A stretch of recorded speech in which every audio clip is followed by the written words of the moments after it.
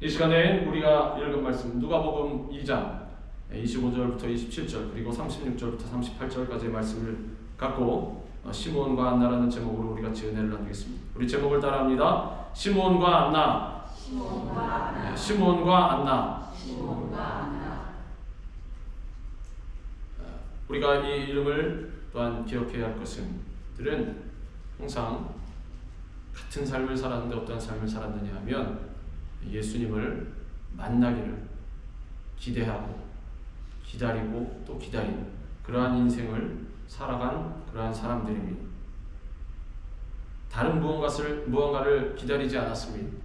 오직 예수님만을 만나기를, 예수님만을 배웁기를 기다렸습니다. 세상 사람들은 다른 무언가를 기대하고 기다리는 삶을 살아갑니다. 그것이 자신의 가치관에 부합한 사람이 될 수도 있고 어떤 자기 자신의 영광이 될 수도 있고 아니면 자신의 어떠한 기대치가 될 수도 있고 아니면 자신의 자녀라든지 아니면 부모 형제라든지 여러 가지 자기가 이루고 싶은 꿈이라든지 그러한 것들을 기대하고 추구하고 그리고 기다리는 삶을 살아갑니다. 그리고 그것이 아주 바른 인생, 바른 삶, 성공하는 일 이렇게 말들을 하고 또한 그렇게 많이 살아가는 것을 우리가 주변에서 아주 쉽게 다 볼 수가 있습니다. 그러나 우리만큼은 좀 더 다른 인생을 살아야 되지 않겠습니까? 왜냐하면 우리가 누굽니까? 우리는 그리스도인입니다. 예수 그리스도로 말미암아 살아가는 사람들. 나의 삶은 오직 예수로 살림. 우리 예배 전에 찬양을 틀었는데 그 찬양 중에도 그렇게 고백하고 있습니다.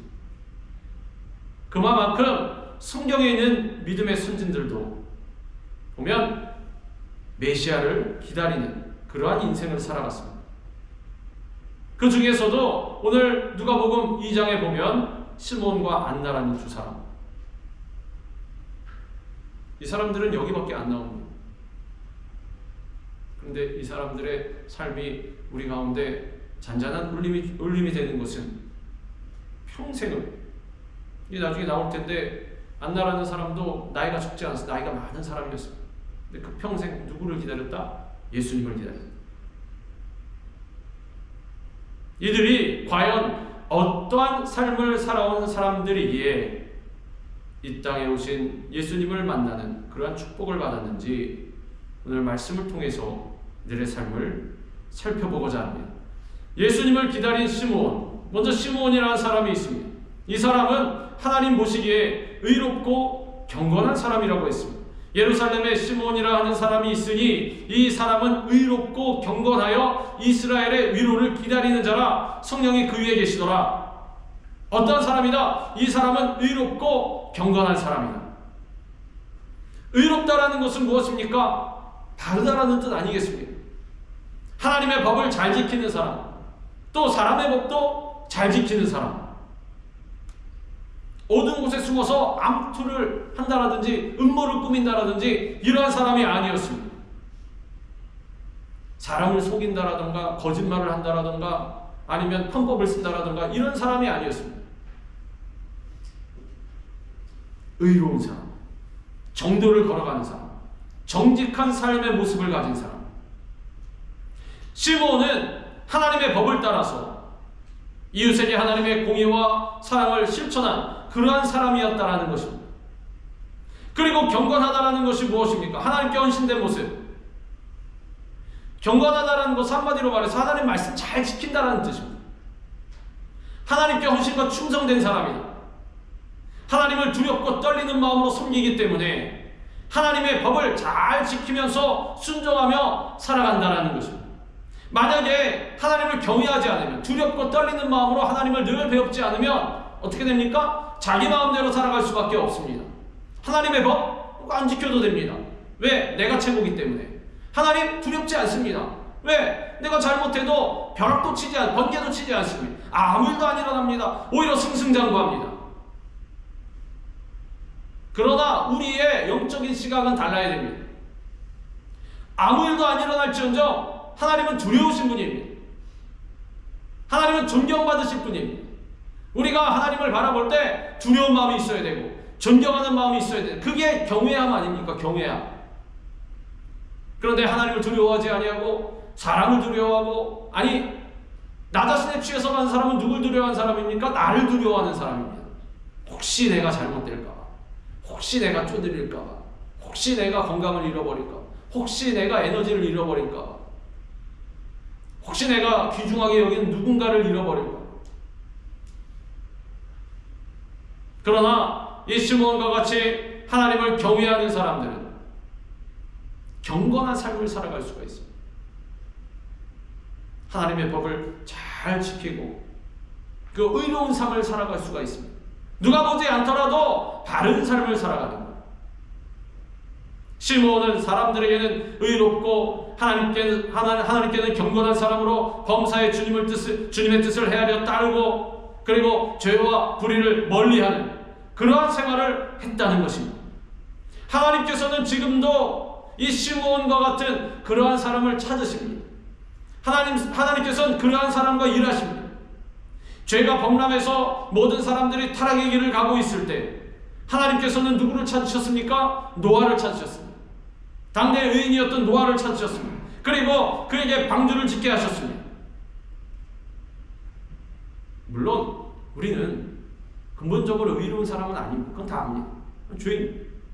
누가 의로울 수 있겠습니까? 모든 사람이 죄를 범하였음에 하나님의 영광에 이르지 못하더니 말씀하고 있는데, 그러면 의로운 길로 가는 그러한 삶을 포기하면 됩니까? 안 됩니다.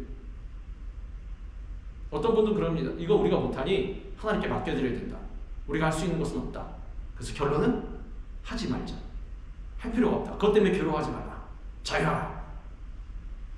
가만히 들으면 맞는 것도 같습니다. 그렇지 않습니까? 근데 반은 틀렸습니다. 우리에게 힘쓰고 애씀이 없으면 안 됩니다. 베드로 사도도 분명히 우리에게 힘쓰고 애씀이 있어야 된다고 했습니다. 우리를 택하심이 있고 그 택하심에 우리가 부르심에 나왔습니다. 주님의 자녀로.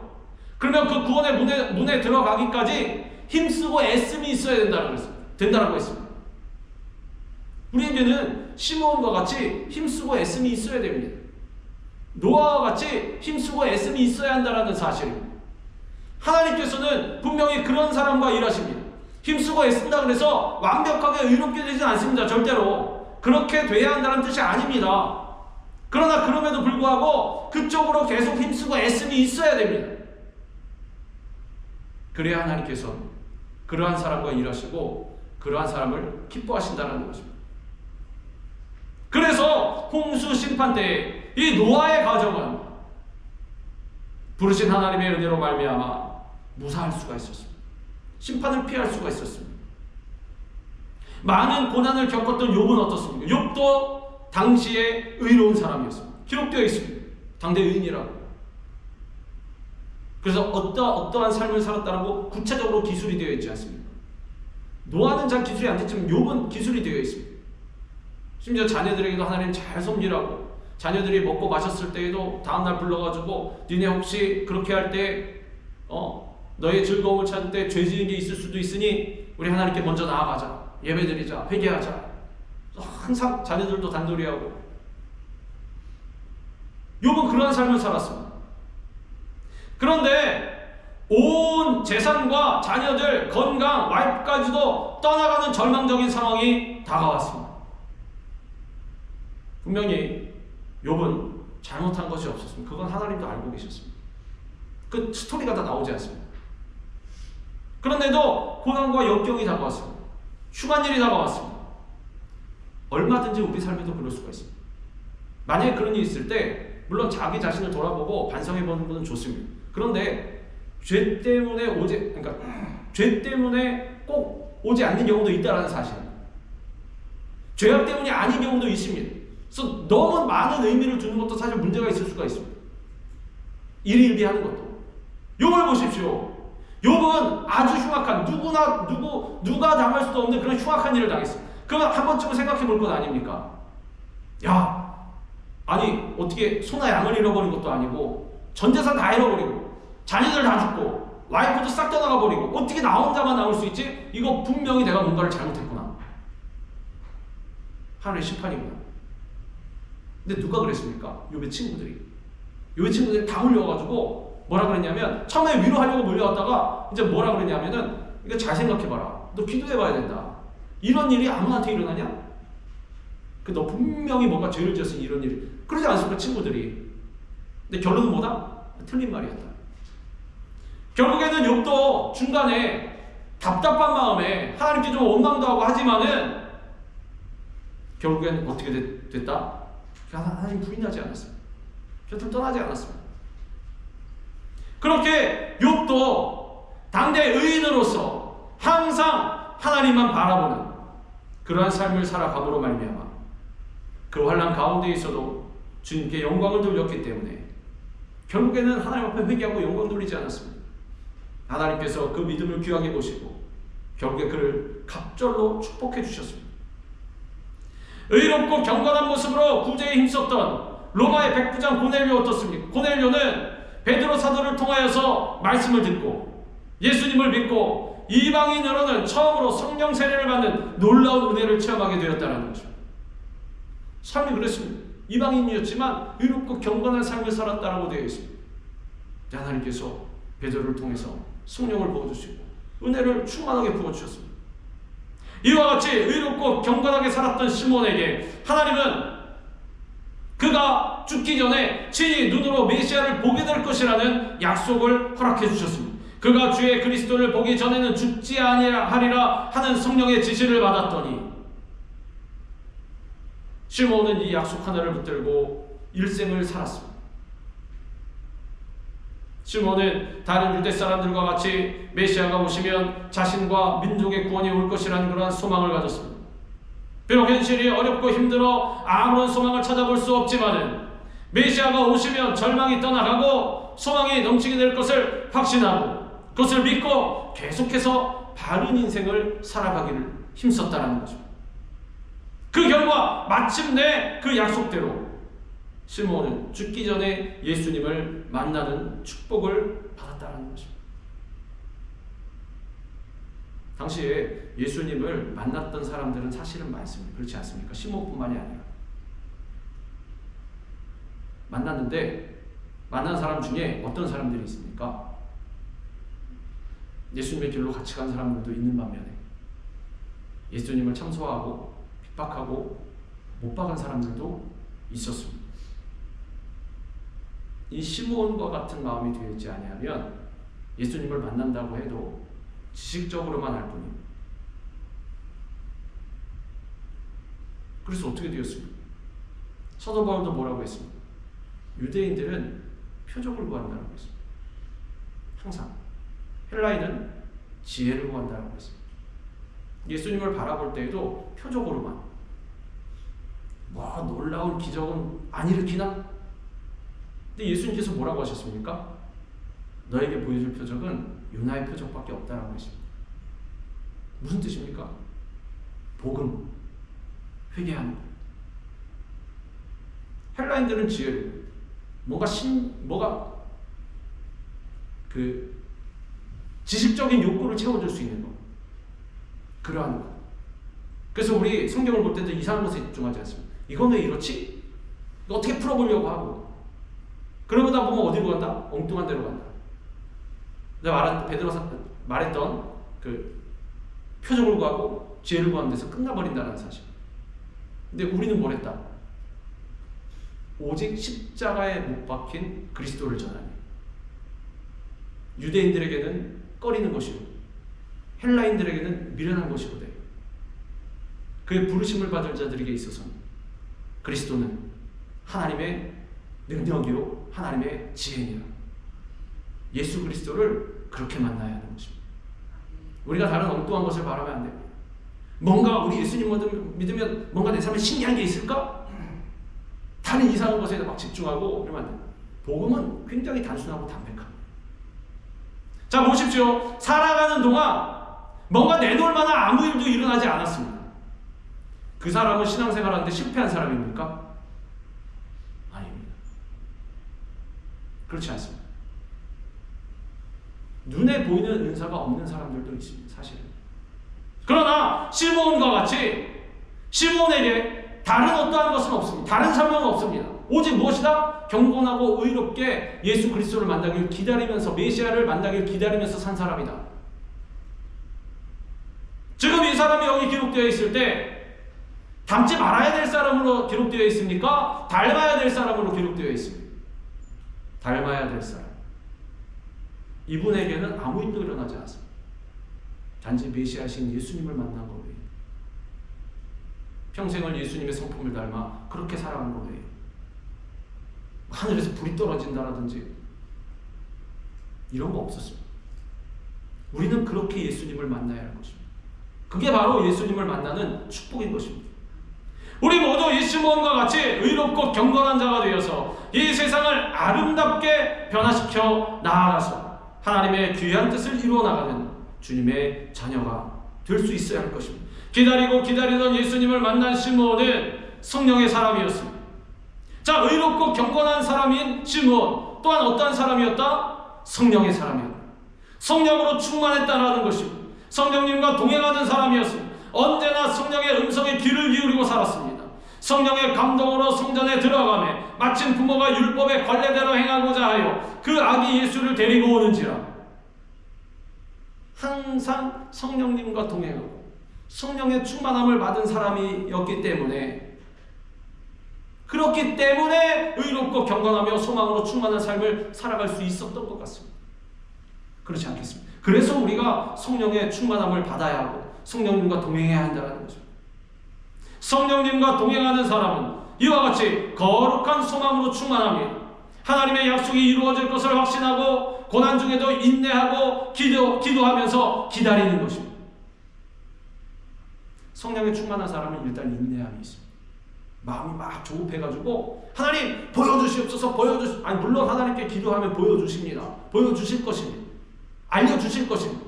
나 그것을, 그 시기를 분명히 하나님의 때는 하루가 천년 같고 천년이 하루 같다 그랬는데 우리의 생각과 마음과 다르다고 했는데 내가 조급해가지고 하나님 보여주시옵소서 하다 보면 어떻게 보냐? 엉뚱한 거 본다라는 거죠. 사탄은 그 틈을 잘 타고 들어옵니다. 거기에 민감한 사람은 뭐 딱 보여주시지 않습니까? 그럼 바로 반응하고 기도해볼 생각도 안 하고 말씀에 비춰볼 생각도 안 하고 딱 반응하고 아 그렇구나. 그래서 싹 따라가. 그러나 시므온과 같은 사람은 어땠다?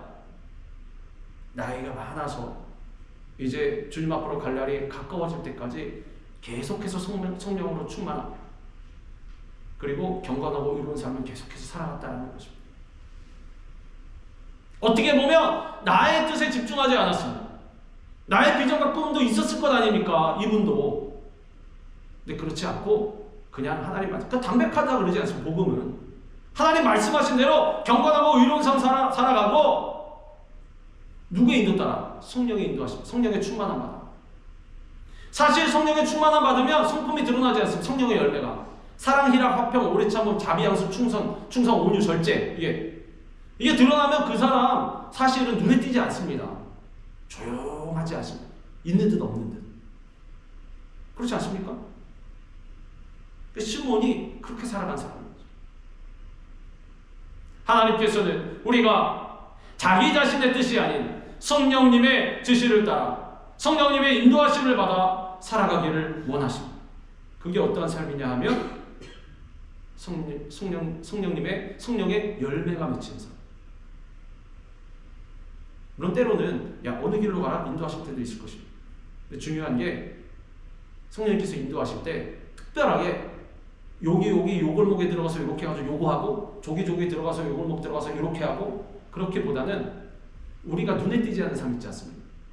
사랑을 잘 실천하고 항상 기뻐하고 모든 사람에게 화평하고 그리고 어떠한 일이 있을 때도 인내하면서 오래 참고 그 다음에 사람들에게 대해서 모든 존재에 대해서 자비를 베풀고 그리고 착한 마음을 갖고 있고 하나님 말씀에 헌신과 충성을 다하고 그리고 사람이 거칠지 아니하고 그리고 무엇을 하든지 너무 오버해서 막 나가지 아니하고 절제함이 있고 그게 삶 가운데 맺혀진 그게 성령의 인도를 받는 삶입니다. 경건한 삶을 살아가는 것입니다. 그리고 이와 같은 이 시므온이 성령의 인도하심을 따라서 성전에 들어갔을 때 마침 아기 예수님도 들어오셨습니다. 그리고 그 순간이야말로 시몬의 인생에 있어서 축복의 절정이었습니다. 성령님이 인도하셨고 성령님의 인도하심에 순종했기에 시몬은 메시아 예수님을 만날 수 있었습니다. 늘 성령님의 인도 따라 성령의 열매를 맺히는 삶을 살아갔기에 결국에는 예수님을 이와 같이 만났다는 것입니다. 평소에 시몬이 성전에도 나오지 않던 사람, 그런데 어느 날 갑자기 성령님께서 야, 때가 되었으니 이제 성전에 나가라 온 것이 아닙니다. 항상 하던 대로 성령의 열매를 맺혀가는 그러한 삶, 제때에 나와서 예배도 잘 드리고 하나님 앞에 헌신과 충성도 다하고 모든 사람에게 성령의 열매가 맺히게끔 예수 그리스도의 성품을 닮아 잘 살고 경건하고 의로운 삶을 살아가고 그랬더니 때가 되어서 예수님을 만나는 그러한 은혜와 축복을 허락해 주셨다는 것입니다. 이처럼 하나님께서는 이 시므온과 같이 성령의 사람을 통해 일하시는 것입니다. 예수님께서도 제자들에게 사명을 맡기실 때 먼저 약속하신 성령을 기다리라고 말씀하셨습니다. 이게 무슨 뜻입니까? 기도하라. 기도 많이 해야 돼. 그리고 성령 충만을 받아야 능력 있는 하나님의 사람으로 일할 수 있다는 거죠. 성령이 떠나가면 우리는 연약한 육신, 죄에 물든 육신 외에 남는 것이 없습니다. 그래서 다윗도 죄짓고 통곡하면서 기도한 내용 하나지 않습니까? 자신에게서 성령을 거두시지 말아달라. 다윗은 성령이 떠나가면 모든 것이 다 끝장인 것을 알았다라는 것입니다. 우리 모두도 성령의 사람으로 살아가야 합니다. 성령의 열매가 우리의 몸에서, 우리의 생각 속에서 배어나오는, 모든 사람이 볼 때에도 저 사람에게서 성령의 열매가 배어나오는구나, 맺히는구나 알 수 있는 그러한 인생을 살아가야 하는 것입니다. 시므온처럼 하나님이 주신 기쁨으로 충만하고 거룩하고 경건한 삶을 통해서 성령 충만한 상태를 유지하면서 살아가야 하는 것입니다. 시므온과 같은 시대에 또 한 사람이 메시아를 만나게 되었습니다. 오늘 본문에 나오는 시므온과 또한 안나라는 사람. 안나는 과부였습니다. 근데 무엇을 했다? 성전에서 주야로 금식하며 기도하며 섬겼다. 안나가 과부로 오랫동안 온갖 고난을 이겨내며 성전을 떠나지 않고 오직 주님만 바라보는 신앙생활을 할 수 있었던 원동력은 무엇이었다? 금식과 기도였다.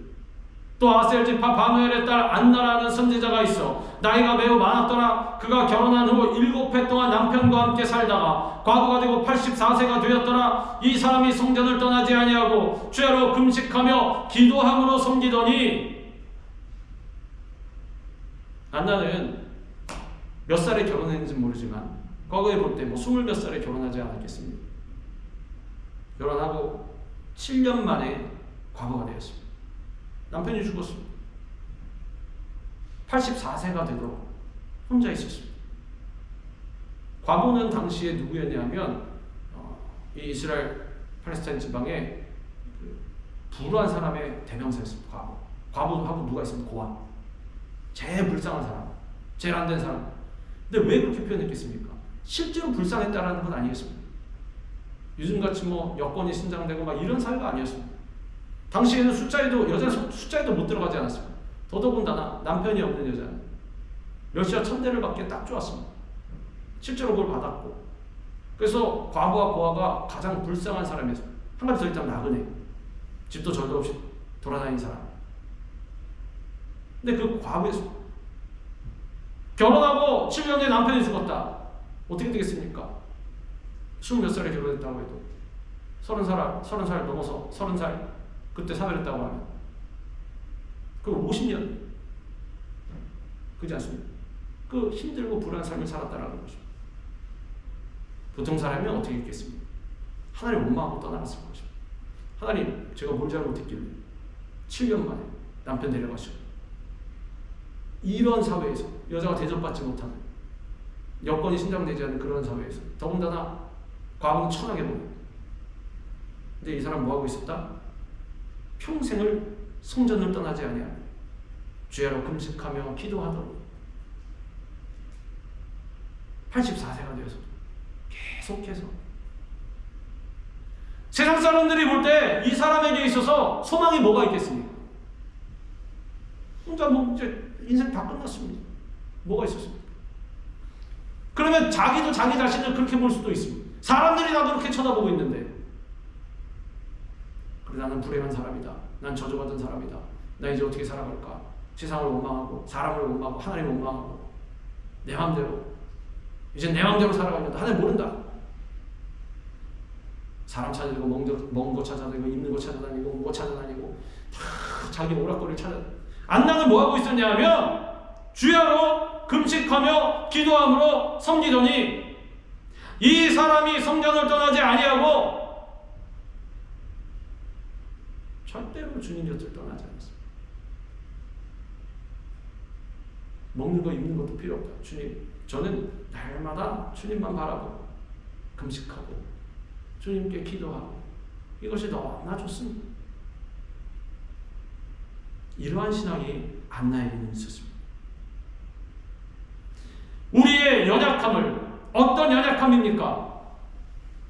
힘이 없는, 가진 것이 없는 연약함도 있겠지만 그 연약함은 무엇이냐 하면 죄와 타협할 수밖에 없는, 세상으로 나갈 수밖에 없는, 세상의 것을 탐할 수밖에 없는, 외적인 것을 추구할 수밖에 없는, 육신적인 것을 놓지 못할 수 있는 그러한 연약함, 그 연약함을 극복할 수 있는 귀한 유일한 도구가 바로 금식과 기도라는 사실입니다. 금식하고 기도하고 우리의 힘은 기도에 있습니다. 안나는 금식과 기도로 준비된 삶을 살았기에 메시아를 만나는 축복을 받았습니다. 모세는 40일 금식 기도로 하나님의 말씀을 받았습니다. 시내산에 올라가서 40일 동안 먹지도 마시지도 않았습니다. 뭐 있겠습니까? 거기서 춤췄겠습니까? 뭐 있겠습니까? 기도했지. 하나님 앞에서 뭐 있겠습니까? 하나님과 대면해서 이야기하는 것은 그게 기도입니다. 오늘날 우리도 하나님과 대면하여 우리 직접 이제 대면할 수가 있습니다. 중세시대 때는 누구를 통하여서, 캐톨릭도 지금 중간에 신부가 서 있지 않습니까? 그 통하여서 회개할 때도 고해성사라는 걸 통하여서 이렇게 할 수 있는데 우리 직접 대면할 수가 있습니다.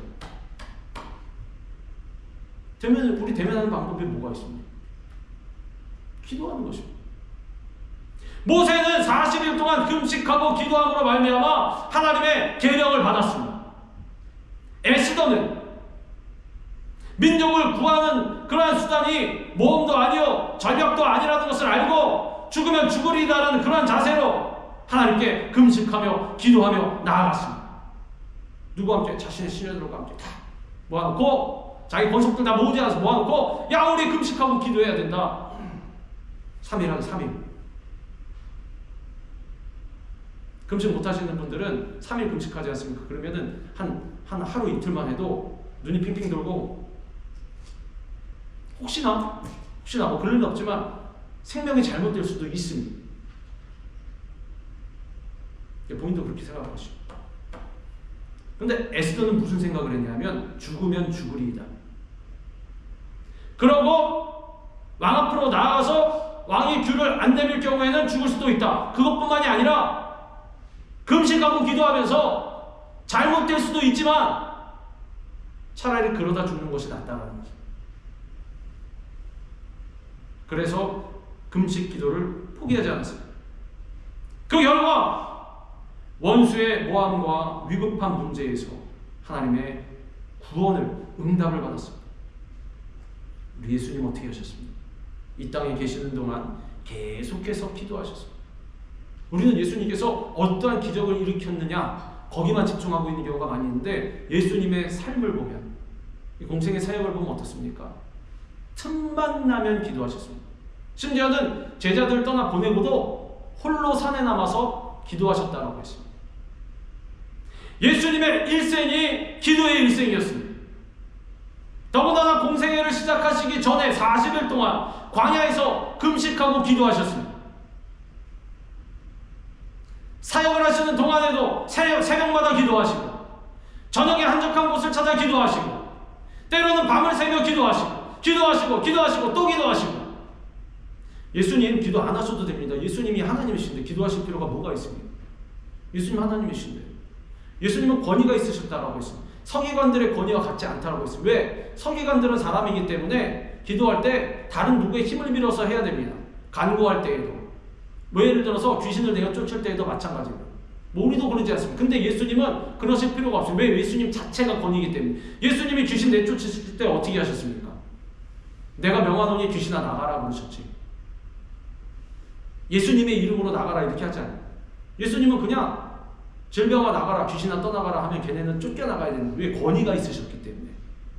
예수님이 만왕의 왕 아니십니까? 그래서 예수님은 사실 기도하실 필요가 없습니다. 그런데 예수님께서는 날마다 기도하셨습니다.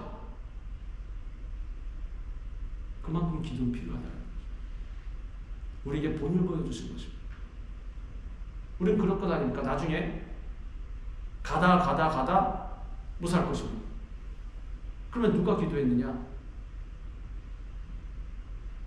예수님 기도하셨느냐? 그럼 어떻게 됩니까? 예수님 기도하셨다. 왜 한국에서 왜 그렇다 그러지 않습니까? 한국에 이제 한국 문화에 새벽 기도가 있지 않습니까? 미국은 잘 모르겠습니다. 그런데 새벽 기도가 있지 않습니까? 그래서 어떤 분이 그랬다는데 새벽 기도는 너무 힘들어가지고 새벽 기도 누가 만들어놨어 도대체? 그랬더니 뭐라고 하시냐면 예수님이 만들어놓으셨다. 예수님 제일 처음에 새벽 기도하셨다. 예수님이 하셨습니다. 그래서 우리도 기도해야 해요. 기도가 기적을 창조하는 것입니다. 기도할 때 하나님의 은혜가 넘치도록 임하는 것입니다. 기도 없이 능력 있는 신앙생활이 불가능합니다. 오늘날 우리 크리스찬들, 그리스도인의 위기는 다른 것이 없습니다. 기도 부재, 기도하지 않습니다. 기도 하나만 살펴보십시오. 내가 지금 기도하고 있는지, 진짜 이 시몬과 안나와 같이 이렇게 이 정도로 기도하고 있는지. 우리 뭐 옆에 가족들도 마찬가지, 우리 자녀들도 마찬가지, 우리 주변에 있는 사람들도 마찬가지, 우리 권속들, 나의 그 영역 안에 속한 사람들, 쭉 한번 돌아볼 수 있잖아. 돌아볼 때 기도하고 있는가? 그럼 나는 기도하고 있는 거야. 교회가 교회의 사명을 감당하지 못하고 있다면 그것은 바로 기도에 힘쓰지 않았기 때문입니다. 초대교회는 기도하는 교회였습니다. 여자들과 예수의 어머니 마리아와 예수의 아들과 더불어 마음을 같이하여 오로지 기도에 힘쓰더라. 우리 가정교회가 뭐라고 합니까? 초대교회로 돌아가자. 초대교회로 돌아가자. 초대교회로 돌아가자. 초대교회로 돌아가서 그 문화를 지키는 것도 사실은 좋긴 좋습니다. 같이 밥을 모여서 먹는다라든지 성경 공부를 한다라든지. 근데 초대교회의 가장 큰 특징은 뭐였냐면 기도하는 것. 밥 나눠 먹고 문화는 잘 지키는데 기도하지 않는다? 그거는 초대교회가 아닙니다. 초대교회는 기도하는 교회였습니다. 그들이 사도의 가르침을 받아 서로 교제하고 떡을 떼며 오로지 기도하기를 힘쓰니라. 무엇에 힘썼다? 교제하고 떡을 떼기도 했습니다. 제가 말씀드리지 않았습니다. 그 문화는 있는데 오로지 뭐하기를 힘쓰니라. 안 빠지는 것은, 항상 했던 것은 기도하기를 힘쓰니라. 오로지 기도하기를 힘쓴 초대교회는 믿는 자의 수가 날마다 더해지는 부흥의 역사를 이루게 되었습니다. 문제 앞에서 낙심하고 탄식하고 절망하지 말고 하나님 앞에서 기도하시기 바랍니다. 금식하며 부르짖어 기도할 때 문제가 떠나가고 질병이 고침받고 하나님의 축복과 기적이 넘치도록 임하게 되는 것입니다. 눈에 보이는 것이 없을지라도 우리는 무엇을 해야 된다? 기도해야 한다. 모든 두려움과 고통이 떠나가고 기도할 때 마음의 평안함이 임하게 될 것입니다. 시므온은 아기 예수님을 안고 그리스도를 볼 수 있는 특권을 주신 하나님을 찬양했습니다. 시므온은 이 아이가 인생의 모든 문제를 궁극적으로 해결할 메시아임을 알고 감격의 찬양을 올려드렸습니다. 시므온이 아기를 안고 하나님을 찬송하여 이르되 주제여 이제는 말씀하신 대로 종을 평안히 놓아 주시는도다. 내 눈이 주의 구원을 보았사오니 이는 만민 앞에 예비하신 것이요 이방을 비추는 빛이요 주의 백성 이스라엘의 영광이니이다. 지금 누구에게 영광을 돌리고 있습니까? 우리 하나님께 영광을 돌리고 있습니다. 우리는 예수님을 모셔드리는 순간 하나님의 자녀가 되는 특권을 얻었습니다. 그러므로 시므온과 같이 하나님을 찬양하면서 모든 삶의 모든 영역에서 하나님께만 영광을 돌려야 합니다. 시몬이 그랬습니다. 예수님 만나고 하나님, 모든 영광은 우리 주님의 것입니다. 이스라엘에게, 우리 민족에게 주신 이 축복도 메시아가 누구에게서 났습니까? 우리 민족에게서 나지 않았습니다. 이 축복도 모든 영광은 우리 주님의 것입니다. 주님의 공로입니다. 예수님의 일생을 보시기 바랍니다. 예수님의 일생은 하나님의 영광을 위한 일생이었습니다. 이 세상에 악이 예수님으로 태어나실 때 하늘의 허다한 천군 천사가 더불어 찬양한 노래도 바로 하나님께 영광이었습니다. 지극히 높으신 하나님께 영광, 하나님의 영광을 높여드리지 않았습니다. 예수님이 성육신으로 오심도, 공생의 사역도, 마지막에 십자가의 죽으심도, 사흘 만에 부활하심도 모두 하나님의 영광을 위한 것이었습니다. 예수님께서 오병이의 기적을 행하실 때에도 모두의 기도하신 하나님께 감사기도를 드리시고 하나님께 영광을 돌리셨습니다. 나사로가 무덤에서 무덤을 박차고 나올 때에도, 살아날 때에도 예수님께서 어떻게 기도하신 하나님께 영광을 돌리셨습니다. 예수님의 삶과 죽음은 오직 하나님의 영광을 위한 것이었습니다. 하나님께서 우리를 창조하신 목적이 하나님께 영광 돌리기 위함인 것입니다. 내 이름으로 불려지는 모든 자, 곧 내가 내 영광을 위하여 창조한 자를 오게 하라. 그를 내가 지었고 그를 내가 만들었느니라. 그러면 우리는 어떻게 하든지 하나님께 영광 돌리기 위해서 최선을 다하는 우리가 되어야 할 것입니다. 하나님께 영광을 돌린다는 것은 하나님의 이름을 높여드리는 것입니다. 무슨 뜻입니까? 하나님께 영광을 돌린다. 하나님의 이름을 높여드린다. 반대로 생각하면 쉽습니다. 하나님께 영광을 돌리라라고 하면 우리가 흔히 그럽니다.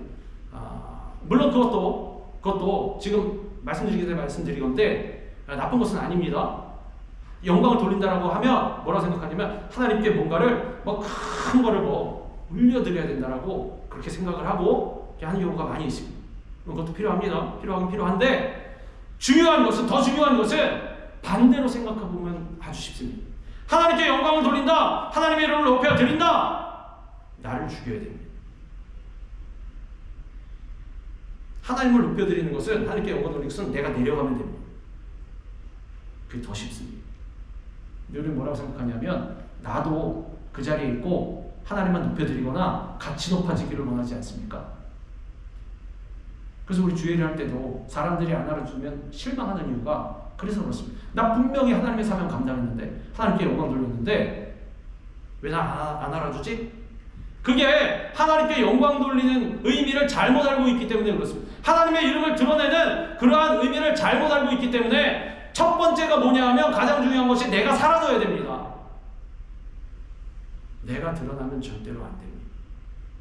그게 뭐냐 하면 그 사람을 하나님의 영광을 가리는 사람이라고 표현을 합니다. 우리는 자기 자신을 뭐라고 생각하냐면 그 사람은 나는 하나님께 영광을 돌렸다라고 생각하는데 옆에 사람이 볼 때에도 뭐라고 하냐면 저 사람은 하나님의 영광을 가리는 사람, 자기가 하나님의 영광을 차지하는 사람, 이렇게 돼버립니다.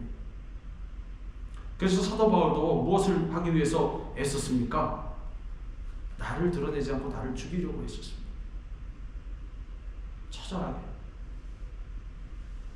여러분, 예수님 오시기 7달입니까? 6달입니까? 그 전에 누가 먼저 태어났습니까? 세례요한. 그러니까 어떻게 보면 예수님과 거의 동갑내기, 같은 해에 태어났으면 동갑내기 아닙니까? 근데 세례요한을 가리켜서 예수님께서 뭐라고 하시냐면 여자가 낳은 자 중에 세례요한보다 큰 이가 없다고 했습니다. 이 세상에 여자가 안 낳은 사람이 있습니까? 그러니까 모든 사람, 이 세상에 모든 사람 중에 세례요한이 가장 크다라고 했습니다. 제가 오늘 곰곰이 생각해봤습니다. 왜 그렇게 말씀하셨지? 세례요한이 뭐라고 그럽니까? 신약시대에 오는 엘리야라고 그러지 않습니까? 엘리야랑 한번 비교해 보시고 어떤 학자들은 엘리야보다 세례요한을 더 위대하게 생각합니다. 그렇게 평가를 합니다. 그러니까 한번 상고해보자는 얘기입니다. 엘리야는 기도했을 때 하늘에서 불이 떨어졌습니다. 기도하니까, 하나님께 간구하니까 3년 6개월 동안 비가 안 오고 또 비가 내렸습니다. 요만한 구름이 와가지고 놀라운 능력. 그리고 나중에 어떻게 됐습니까? 불말과 불병을 타고 막 올라갔습니다. 그럼 우리는 엘리야의 그것을 기억할 때 누구를 기억하냐면 하나님께서 이렇게 하셨다는 걸 기억하기보다 하늘에서 불 내려 응답하심, 하늘에서 불이 떨어졌다고. 누굴 기억하면 엘리야를 기억합니다. 모세는 어떻습니까? 모세 수많은 이스라엘의 10가지 재앙, 홍해가 갈라지고 지팡이로 쳤더니 바위가 터져가지고 샘물이 나오고 하늘에서 만나가 내려오고 메추라기가 막 몰려오고, 요즘도 뭐라 그럽니까? 바다가 이렇게 탁 묻히 드러나는 그러한 현상이 일어날 때 하나님의 기적 이렇게 얘기한 사람 없습니다. 뭐라고 얘기해요? 모세의 기적. 여러분 신약 시대에도 사도들이 있었습니다. 바울도 있고 베드로도 있고. 여러분 바울 베드로 기적을 많이 일으켰습니다. 물론 하나님께서 하신 것이지만 그들의 손길을 통해서 죽은 사람도 막 살리고 그러지 않습니다. 막 들고 있던 옷이나 앞치마 손수건만 갖다 얹어도 사람이 막 귀신이 떠나가고 막 질병이 나아지고. 세례 요한이 그런 게 있었습니까? 세례 요한은 아무것도 없었습니다. 세례 요한. 근데 예수님께서 왜 여자가 낳은 자 중에 세례 요한보다 큰 사람이 없다고 하셨지? 큰 사람 많습니다. 엘리야도 있고 모세도 있고 바울도 있고 베드로도 있고 많지 않습니까? 세례 요한은 자기 자신을 안 드러낸 사람이었어요. 예수님 오실 때도 뭐라 그랬습니까? 분명히 그 당시에 세례 요한이 회개의 세례를 전파하고 있었습니다. 예수님 오시니까 어떻게 됐습니까? 싹 빠져버렸습니다. 내가 저분의 신발끈을 풀기도 감당하지 못하는 거예요. 저분은 흥하야겠고 나는 쇠하야. 나는 망해야 돼. 나는 없어져야 돼. 사람들 몰려오니까 절로 가십시오. 저기로 가십시오. 저분한테 가십시오. 제자들도 우리 선생돼서 유명해서 제자들 많아지면 좋지 않습니까? 막 자랑도 합니다. 요즘 목회자들도 내가 누가 내 제자고 또 그 사람들도 누가 내 스승이고 막 이러지 않습니까? 세례 요한한테도 그런 사람들이 있었습니다. 그러니까 제자들이 와서 선생님 저 사람한테 사람들이 다 몰려갑니다. 우리도 분발해야 되겠습니다. 그랬더니 뭐라 그럽니까? 야, 니네도 저 사람한테 가라. 니네도 저분한테 가라. 나는 주인공이 아니다. 나는 뭐라 그랬습니까? 들러리, 신랑의 친구. 들러리가 뭡니까? 있으나 많아, 없으나 많아한 사람입니다. 세례 요한은 그런 사람이었습니다. 세례 요한의 출신이 뭡니까? 제사장이지만 가만히 있으면은 그 아버지의 이름을 물려받아서 제사장이 될 사람, 사회 지도층입니다. 근데 이름도 다르게 지어버렸습니다. 요한은. 처음에 사람들이 그러죠. 야, 아버지 이름 따라서 줘야지. 아니야. 그 부모도 성령의 인도하심을 받았기 때문에 아니야. 요한이라고 지으라고 했다. 근데 어떻게 됩니까? 그 모든 권리를 다 뿌리쳐버리고 밖에 나가서 세례 요한의 모습까지 나와 있지 않습니까? 어떻게? 나타토롯을 입고 약대토롯을 입고 허리에 가죽대를 입고. 무슨 뜻입니까? 그 아무거나 입는 거 주워 입었다라는 뜻입니다. 그리고 그냥 옷도 아니고 주워 입었는데 흘러내리면 민망하니까 그 허리띠로 그냥 메고 안 떨어지게. 음식은 메뚜기와 석청. 그 무슨 뜻입니까? kit거리는 걸 주워 먹었다라는 뜻입니다. 그러니까 한마디로 보시면 요즘 그런 사람이 있습니다. 거지. 무엇을 위해서? 나에게 맡겨주신 사명만을 위해서. 나 자신은 완전히 다 죽이고 내려놓고 나는 드러내지 아니하고 오직 누구만? 예수님만 높여드리고 하나님께만 영광 돌리는, 그게 진짜 하나님께 영광 돌리는 인생이라는 사실입니다. 세례 요한의 마지막이 어땠습니까? 예수님 살아계실 때 죽지 않았습니다. 30대 그냥 초중반에 죽은 것입니다. 아무도 알아주지 않는. 세례 요한이 성경을 썼습니까? 뭘 썼습니까? 허무하게 갔습니다. 예수님께서는 세례 요한을 칭찬하신 것입니다. 그렇게 하나님께 영광 돌리는 것입니다. 모든 영광을 주님께 돌리는 삶 가운데 하나님께서 역사하시는 것입니다. 우리가 하나님의 뜻을 깨닫고 그 뜻을 위해 헌신한다면, 우리가 사명의 자리를 떠나지 아니하고 세례 요한과 같이 내 삶의 모든 것을 다 포기하고, 집도 가족도 없었습니다. 이 사람은 모든 것을 다 초기와 같이 버리고 젊은 나이에 죽는 그러한 삶을 선택했는데도 불구하고 우리는 그렇게 헌신과 충성을 하는 사명자의 자리를 떠나지 말아야 한다는 사실입니다. 세례 요한이 그렇게 살았더니 그 삶이 어떤 삶이었다?